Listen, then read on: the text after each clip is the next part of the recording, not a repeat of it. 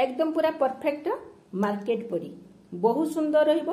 नमस्कार, लिपा किचन रे आपण समस्त को स्वागत। मु आज आपण सहित शेयर करछि आमचूर पाउडर। ये बहुत सुंदर रहिबो। मो प्रोसेस मो ट्रिक रे जदी आपण आमती माने आमचूर पाउडर प्रस्तुत करबे किछि भी खराब होबनी, वर्ष वर्ष रहिबो। ताले चलंतु आज रेसिपी देखिबा। एही रेसिपी बनिया पे मु 5टा कंचा बनैछि, माने 1.5 किलो किले 500 ग्राम रो। प्रथम आंबटा को धोई नबा। धोई साइला परे ता चुप्पा को आमे छड़ाई नबा। एही रेसिपी जदी आपन को भलो लागे लाइक शेयर सब्सक्राइब करिया को जम्मारी भूलिबेनी। फेसबुक पेज देतले फॉलो करिए। आमे आंबटा को छड़ाई नबा। आउ आपण पनिकी रे मध्ये छड़ाई परिबे। आपन को जोथिरे सुविधा हबो आपण सेइथिरे होउची आंब को छड़ाई नेबे। देखंतु मु सब चुप्पा को छड़े नेची। आउ चुप्पा छड़ेला बेले ध्यान देबे टिके जो सबज अंशटा रहिबनी, आउ एमती धळा जिमती रहिबो सेमती आपण छड़ेइबे।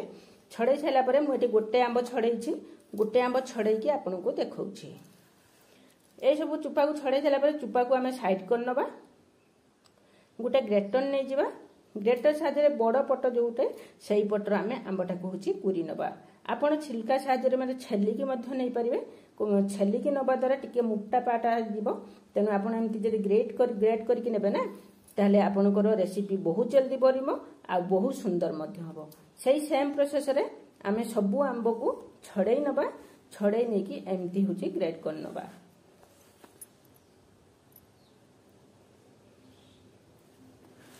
आपण जदी एही माने होची एही प्रोसेस रे आमचूर पाउडर तयारी करिवे ना, ये बहुत सुंदर हबो आ बहुत जल्दी मध्य हबो। ए सब मु पूरी साइला परे गोटे जरी नैची, अट्टा जरी नैकी छाता ऊपर माने खरा रे बिछेई निची। आ खरा ऊपर आमे ताको होची खेळै नबा। एकदम पूरा पतला पतला करिके खेळैबा। आकु आमे कोन करन 2 दिन पर्यंत एमती होची पूरा खरा ताको सुखेइबा। आउ मझिरा मझिरा आमे जेतले गुटे दिन जबो आ गुटे दिन परे आमे लेउटा पोटा करिबा, जो दरे के रेसिपी बहुत शीघ्र माने सुखी जिवो आ बहुत बढ़िया मध्य हबो। देखंतु एठी मो सब होची खेळै नैची। ताको 2 दिन पर्यंत छाड़ देबी। 2 दिन परे आपन को देखैबी। देखंतु ये 2 दिन परे मु आपन को देखौची। ये देखंतु केते सुंदर पूरा सुखी आइची आ केते सुंदर माने कलर पूरा आ जाईची।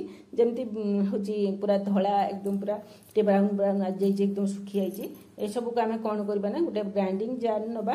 जार नै कि आमे सेथिरे होची ताको कोन करबा ना, ग्राइंडिंग करके नै आसीबा।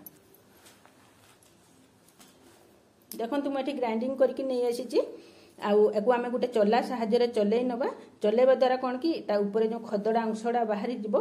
आउ एकदम प्लेन अंशडा हमर तळुको आसी जिवो, जो दरे कि एकदम पूरा बहुत बढ़िया बनबो। आकु आपण एयर टाइट कंटेनर डब्बा रे स्टोर करी रखि परिबे। आ चामच रे काढिबे। उदा हाथ जमा भी लगैबेनी।